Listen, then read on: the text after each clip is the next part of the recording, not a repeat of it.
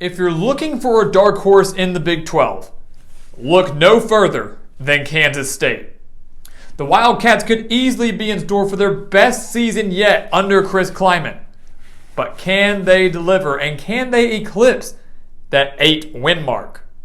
So welcome back to the Gridiron Expert, guys, ready to break down, predict, analyze Kansas State's schedule and record for this upcoming college football season. A season, guys, that could be very, very special for the Wildcats out of Manhattan. You take a look at the numbers, guys. Kansas State only returns 57% of their production from last year, a team that went 8-5 with a dominant victory, bowl victory, over LSU.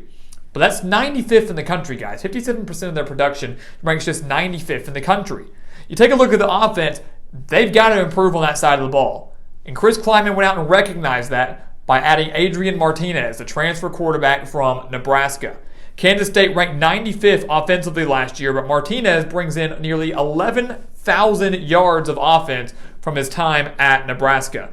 He also has one of the best running backs, not just in the Big 12, but in the country, in Deuce Vaughn, and has some experienced wide receivers at his disposal, such as Cade Werner and Malik Knowles. The offense should see a drastic improvement, and if you pair that with a defense, guys, that was 29th last year, returned 6 starters from last year as well, and has one of the best defensive lines within the Big 12, Kansas State has a team that is complete. And they have a schedule that is manageable to the point where if they can pull off 1 or 2 upsets, they could be in the hunt for a spot in the Big 12 championship game. So we take a look at that schedule, guys. We think they open up the year with a win over South Dakota, shouldn't be an issue, and then they take on Missouri in Week 2, an old Big 12 showdown, guys. Kansas State and the Tigers used to fare off from Missouri, left for the SEC. But here's the thing.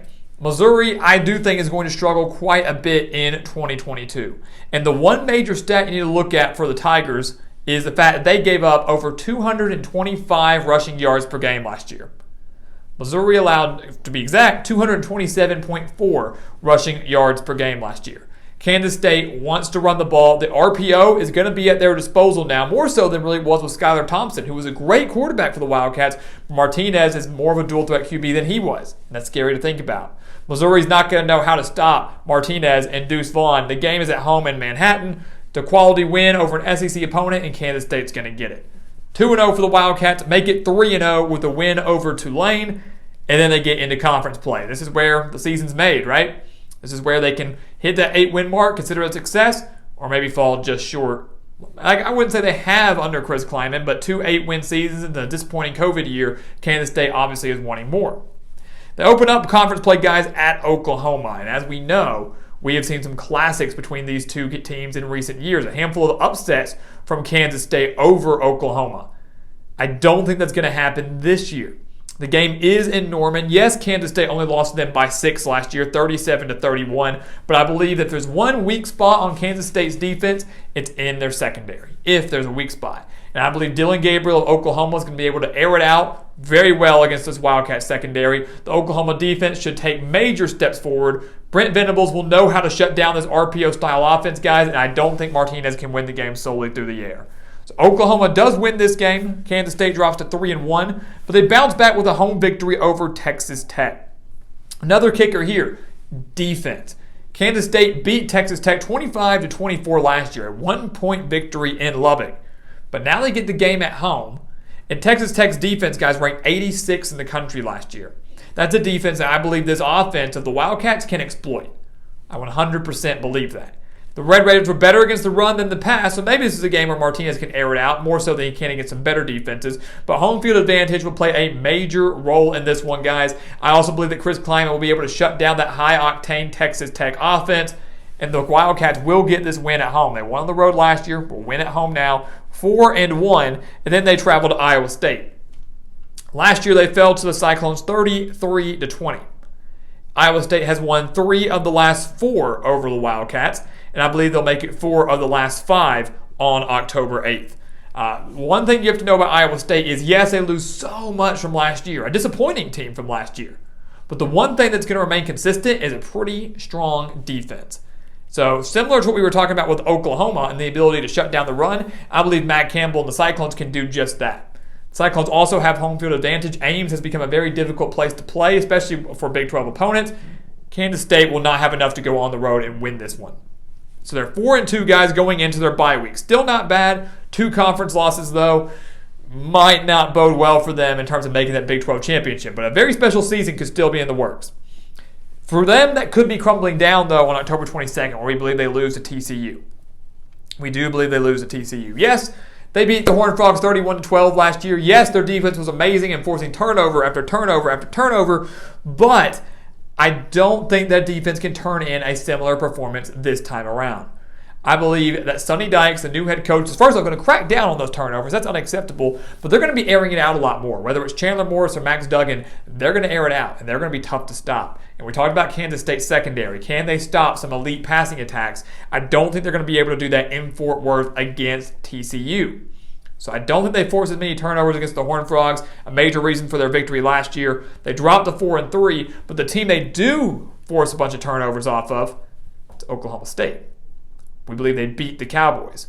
Why do we believe that's going to happen?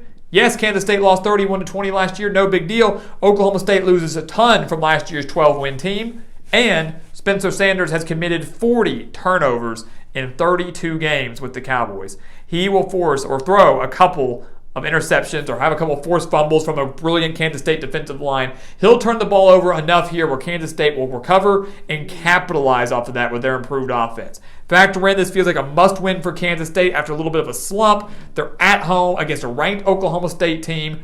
I believe they beat the Cowboys behind the strength of their defense. So they get their 5th win. They then get Texas at home. They lost to Texas 22-17 last year on the road in the season finale. Didn't really mean much for either team. Texas got their 5th win. Kansas State, instead of having 8 regular season wins, ended up with 7. This year, guys, you look at this Texas game and you say, hey, Texas has won 5 straight against Kansas State. No way they're going to lose the Wildcats, right? You look a little deeper and you realize that 4 of the last 5 have been decided by 1 possession. Kansas State, regardless of whether it being in Austin or Manhattan, has come so close. And I believe they finally get over the hump and beat the Longhorns now. Their defense will shut down Bijan Robinson. They're going to force the freshman quarterback Quinn Ewers to win the game through the air. Can he do it? Yes. But I don't have faith in him to be able to do it in Manhattan. So Kansas State shuts down that Texas offense. The Texas defense still has a lot of work to do. Texas was giving up over 200 rushing yards per game last year. The Wildcats exploit that.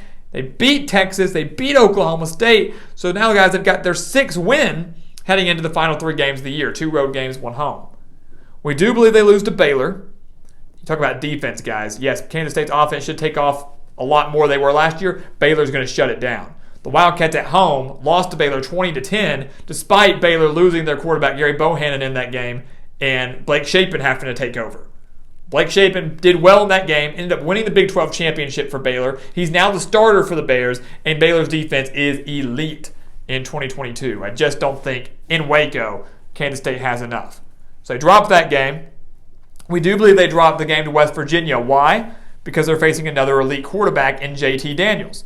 So Dylan Gabriel, we believe they fall to. We believe they'll fall to the high-tech offense at TCU, Max Duggan or Chandler Morris. We believe they will fall to JT Daniels. The secondary is a common theme here, guys. They face a good passing attack. They might struggle, and we believe they do that in Morgantown against West Virginia, guys. On their senior night, 34-17 victory for the Wildcats last year. I'm not going to say reverse the score, but Kansas State will lose this game by at least a touchdown. They close out the year, though, guys, with a game against Kansas. They beat the Jayhawks 35-10 last year. They've dominated this series, as have most teams against the Jayhawks, with the exception of maybe Texas. But we do believe they beat Kansas in the finale to finish the year at 7-5. So, guys, is this a dark horse team? Yes. Why? Because they have the talent. The talent and the coaching is there for Kansas State to pull off 1 or 2 extra upsets and be in the hunt for a Big 12 title. Right now, we believe they fall just short. They finished 7-5 in the regular season once again, a shot at another 8-win season if they can win their bowl game, which would not be bad by any means, but for many fans in Manhattan might be viewed as a disappointment. So guys, as always, thank you so much for watching us here at the Gridiron Expert on YouTube. Make sure to continue to like, comment, subscribe, share our videos. Check out everything down in the description below, including our expert picks over on our website, thegridironexpert.com. And once again, guys, as always, thank you so much for watching, and we'll see you next time right here on the Gridiron Expert.